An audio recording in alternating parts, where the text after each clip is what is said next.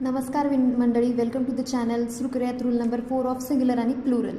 आधीच सांगते, rule number 1, 2 आणि 3 बघण्यासाठी या व्हिडिओच्या डिस्क्रिप्शनमध्ये लिंक दिलेली आहे. ते रूल्स नक्की बघा, म्हणजे सगळं सिंग्युलर प्लुरल कॉन्सेप्ट क्लिअर होईल.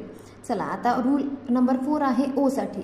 ओसाठी रूल नंबर 4 सांगतोय की if the words ends with the vowel plus O then add S to the word, आणि if the word ends with consonant plus O then add E S to the word. बघूयात, consonant plus O, singular plural.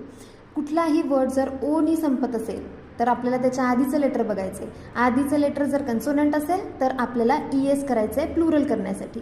आता R कन्सोनंट आहे, H कन्सोनंट आहे, T कन्सोनंट आहे, T कन्सोनंट आहे आणि plus O आहे, शेवटी त्याच्यासोबत ओ आलेलं आहे. म्हणून आता आपण त्याला ई एस करू प्लुरल करण्यासाठी. सेम जर वॉवेल्स बघितलं, वॉवेल्स प्लस ओ. आता इथे बघा, शेवटचे लेटर सगळे ओ आहेत, पण त्याच्या आधीचं बघायचं आपल्याला, वॉवेल आहे की कन्सोनंट आहे.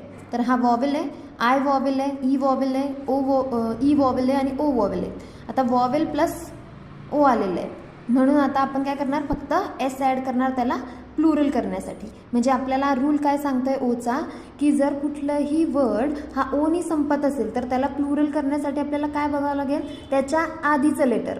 त्याच्या आधीचं लेटर आपल्याला बघायचं आहे. जर कन्सोनंट असेल तर एस ॲड करा, जर वॉवेल असेल तर एस ॲड करा. अशा प्रकारे आपण ओवाल्या लेटरला, ओवाले जे वर्ड्स असतात त्याला प्लुरल किंवा प्लुरल करू शकतो, ई एस आणि एस ॲड करू.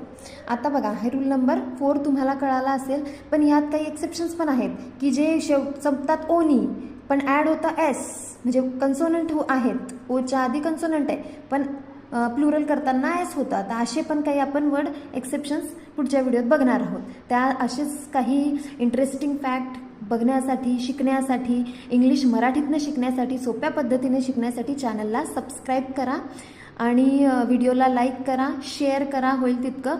आणि म्हणजे वॉवेल्स कन्सोनंट्स टॉपिक शिकण्यासाठी किंवा सिंग्युलर प्लुरल शिकण्यासाठी, रूल 1, 2, 3 शिकण्यासाठी या व्हिडिओच्या डिस्क्रिप्शनमध्ये लिंक दिलेली आहे, ती नक्की जाऊन बघा, लॉंग व्हिडिओज. आणि भेटूया पुढच्या व्हिडिओमध्ये. तोपर्यंत बाय, थँक्यू. नमस्कार मंडळी, वेलकम टू द चॅनल. सुरू करूयात रूल नंबर 4 ऑफ सिंग्युलर आणि प्लुरल. आधीच सांगते, रूल नंबर 1, 2 आणि 3 बघण्यासाठी या व्हिडिओच्या डिस्क्रिप्शनमध्ये लिंक दिलेली आहे. ते रूल्स नक्की बघा, म्हणजे सगळं सिंग्युलर प्लुरल कॉन्सेप्ट क्लिअर होईल. चला, आता रूल नंबर 4 आहे ओसाठी. ओसाठी रूल नंबर 4 सांगतोय की if the words ends with the vowel plus O then add S to the word, आणि if the word ends with consonant plus O then add E S to the word. बघूयात, consonant plus O, singular plural. कुठलाही word जर O नी संपत असेल तर आपल्याला त्याच्या आधीचं लेटर बघायचं आहे. आधीचं लेटर जर कन्सोनंट असेल तर आपल्याला ई एस करायचं आहे प्लुरल करण्यासाठी. आता